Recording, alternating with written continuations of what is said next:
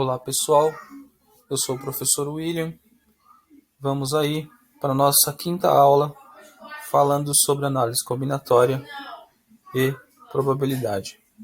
Bom, como a gente está no início aí dessa série de aulas, né? Essas 4 próximas aulas, né? Aula 5, 6, 7 e 8, elas serão para resolver problemas, tá? Usando aquilo que a gente estudou na aula aí 1, 2, 3 e 4, tá? Importante, eu mostrarei o enunciado do problema, tá? Mostrarei o enunciado do problema e eu gostaria que vocês tentassem fazer usando o método que nós estamos estudando, que é a ideia do plano cartesiano, do produto cartesiano e a noção de conjunto, tá? Sempre dessa forma. Lógico, você pode também tentar fazer de outras maneiras que você já domina de certo modo, para ver se a gente chega numa mesma resposta, tá? E você tem aí mais um mecanismo de estudo, tá? De como abordar esses problemas. Bom, então, primeiro problema, um homem vai a um restaurante disposto a comer um só prato de carne e uma só sobremesa. O cardápio oferece 8 pratos distintos de carne e 5 pratos distintos de sobremesa. De quantas formas pode o homem fazer sua refeição, tá? Então esse é o momento de você parar e tentar fazer aí esse problema, tá bom? E aí, ó, a resolução que eu faço sobre isto é sempre supondo, né? Ó, supondo, por hipótese, que o conjunto A seja igual a esse P1, P2, indo até o P8, né? Onde esses P's são os 8 pratos de carne, né, que o homem tem à disposição aí dele no cardápio, e o conjunto B, ele é um conjunto com 5 elementos, S1, S2 até o S5, onde esses elementos são as sobremesas, né, que esse homem tem à disposição também no cardápio, tá? Ok, então consegue-se determinar quantas formas esse homem pode fazer sua refeição através do produto cartesiano entre esses dois conjuntos, tá? Quando eu faço o produto cartesiano desses dois conjuntos, eu vou encontrar, eu vou definir, na verdade, um conjunto, outro conjunto, cujos elementos são duplas, né? São sequências de dois termos. E esses dois termos são combinações do prato, né, de um desses P's com uma dessas sobremesas, tá bom? E pelo lema 1, como a gente já viu, quando a gente faz um produto cartesiano, como que a gente consegue determinar a cardinalidade, né? Porque essas duplas, elas serão as nossas combinações aí desejadas por esse homem para ele fazer a sua refeição. Como que a gente calcula isso? Bom, é basicamente pegar a cardinalidade do A e multiplicar pela cardinalidade do B, ou seja, 8 vezes 5, tá? Que dá 40, tá bom? E se você for usar a questão da tabela, você pode perceber que é basicamente também o número de colunas multiplicado pelo número de linhas, tá? Então, 40 pelo lema 1 são 40 formas distintas. Bom, problema 2. Uma moça possui 5 blusas e 6 saias. De quantas formas ela pode vestir uma blusa e uma saia? Tá? Então tenta resolver aí. Dá pause no vídeo. A resolução que eu trago para vocês é o seguinte, ó. Se eu supor um conjunto A, né, com os elementos B1, B2 até o B5 aí, e esse conjunto A, tá? Ele vai ser as blusas, tá? Eu tenho 5 blusas. Então blusa 1, blusa 2, tá? Até uma blusa 5 aí. E o conjunto B, tá? Que tem elementos S1, S2 até o S6, que representam então as saias, né? Que essa moça aí pode usar, tá bom?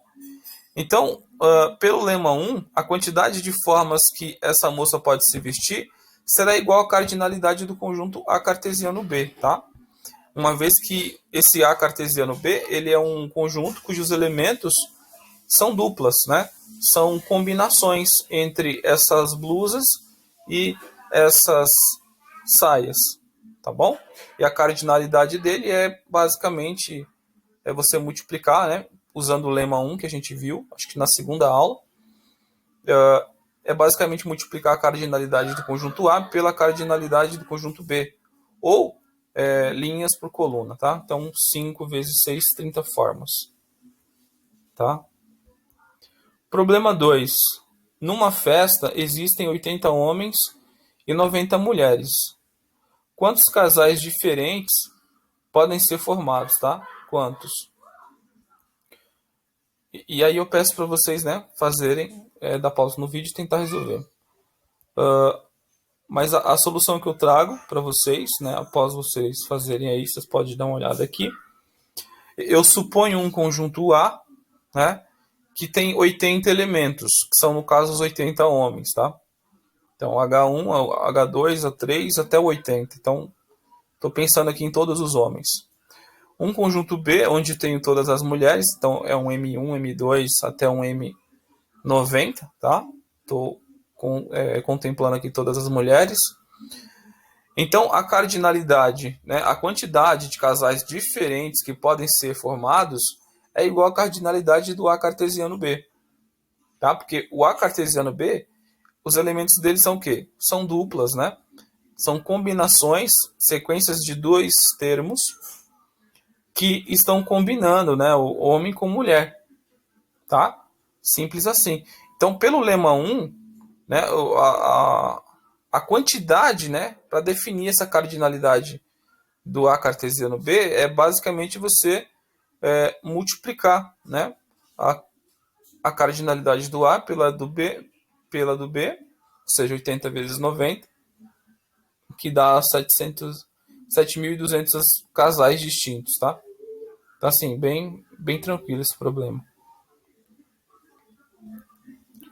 Bom, um edifício tem 8 portas.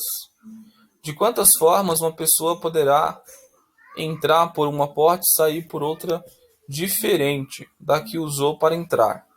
Tá? Importante aí a interpretação. Bom, então tenta fazer, tá? E aí você volta aqui para a gente ver. Bom, a resolução que eu trago para vocês aqui é a seguinte, ó. Se eu supor um conjunto A1 igual a um conjunto A2, tá? Então, assim, são dois conjuntos, né? E eles são iguais. Iguais ao quê? A P1, P2, P3 até P8. O que são esses P's, né? Eles são as portas desse edifício, tá? Porta 1, porta 2, 3, até a porta 8. Cujos elementos são as portas, tá, do edifício dado. Então, pode-se definir o conjunto A ao quadrado, ou seja, A cartesiano A. Tá? Eu posso pegar esse A1 e esse A2 e fazer o produto cartesiano dos dois. Como os dois são iguais, então, na verdade, eu estou representando por A ao quadrado. Tá? E esse conjunto aqui, quando eu defino ele, os elementos que eu tenho lá são sequências de dois termos, né? Que são as chamadas duplas. Tá? E aí é que está, ó. O primeiro termo dessa sequência, dessa dupla, representa a porta de entrada. Tá? Ou seja, vai ser, por exemplo, P1. Se tiver uma dupla, por exemplo, P1, P2, lá eu vou ter essa dupla, com certeza. Né? Nos elementos de A ao quadrado, desse conjunto aqui. Então quer dizer o quê? Que a dupla P1, P2 está dizendo para mim o quê? Que alguém entrou pela porta 1 e saiu pela porta 2, tá? O primeiro termo da dupla ele vai ser a porta de entrada, o segundo termo é a porta de saída. Tá? Sendo assim, as sequências da diagonal não valem, tá? Não são bem-vindas. Por que não são bem-vindas? Porque quando você aplicar aqui o produto cartesiano aqui, para definir esse cara, o A ao quadrado, a diagonal ela vai ser P1, P1, P2, P2, P3, P3, tá? Vão ser sempre os mesmos termos, vão ser iguais. Então, não fica bacana pra gente. Por quê?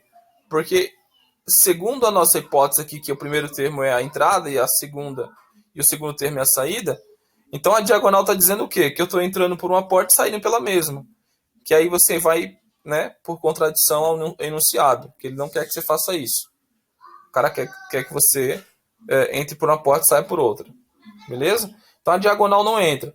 Se a diagonal não entra, então, portanto, pelo lema 2, né, que a gente viu, o lema 2 ele justamente trata disso, essa quantidade é dada pela expressão m vezes m menos 1, onde m é o quê? M é exatamente a quantidade de elementos desse conjunto A. Tá? É a cardinalidade desse A aqui. Então, 8 vezes 8 menos 1, ou seja, 8 vezes 7, é igual a 56. Então, existem 56 formas distintas, tá? De alguém entrar nesse edifício e sair por outra porta. Entrar por uma porta e sair por outra. Bacana? E aí vamos para mais um probleminha. Problema 5. Um homem possui 10 ternos, 12 camisas e 5 pares de sapatos. De quantas formas poderá ele vestir um terno? Uma camisa e um par de sapatos. Lógico, né? Um de cada.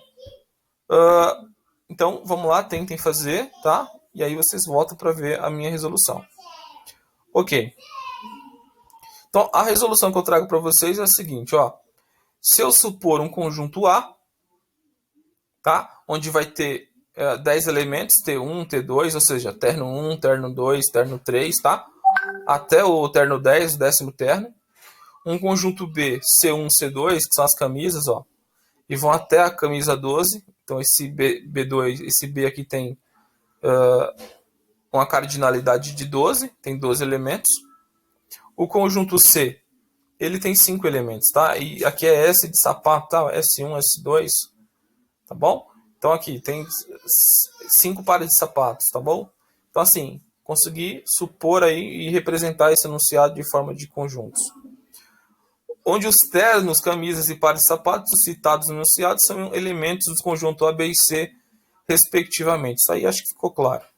Então, portanto, pelo princípio fundamental da contagem, parte A, tá? E aqui é interessante porque, ó, eu só posso usar o lema 1 para calcular a quantidade, né, de elementos de A cartesiano B, por exemplo, porque são dois conjuntos. No momento que eu começo a trabalhar mais de dois conjuntos, aí eu uso o princípio fundamental da contagem e não mais o lema. Poderia usar o lema? Sim, mas aí dá a ideia de que você fez o A cartesiano B e depois aí você fez o A cartesiano B cartesiano C em 2 passos. Tá? Então aí você usa o lema 1 2 vezes. Mas como a generalização é o princípio fundamental da contagem, parte A, nesse caso aqui, então a quantidade de formas de se vestir é igual à cardinalidade desse conjunto A cartesiano B cartesiano C. Tá? Então, para me calcular a cardinalidade desse cara aqui de uma forma muito mais rápida, eu uso o princípio fundamental da contagem. Que a gente viu que nesse caso aqui, que é a parte A, é exatamente você pegar a cardinalidade de cada conjunto e multiplicar, tá? Simples assim. Então, assim, eu tenho 10, né, opções aqui para terno, 10 opções, 12 opções para camisa e 5 opções para sapato. Então, é só multiplicar essas possibilidades aqui, ó. 10 vezes 12 vezes 5, que no caso é 600 formas. Tá? Essa quantidade é exatamente todas as triplas, tá? Que são sequências de 3 termos, cujo primeiro termo é o terno usado. Ele representa o terno usado. O segundo termo dessa tripla, ele é a camisa usada e o terceiro termo é o par de sapato usado, tá? E tripla por quê? Por que são triplas, tá? É porque eu tenho esse conjunto aqui, né? Ó, A cartesiano B e cartesiano C. Então, os elementos desse conjunto aqui são triplas, são sequências de 3 elementos.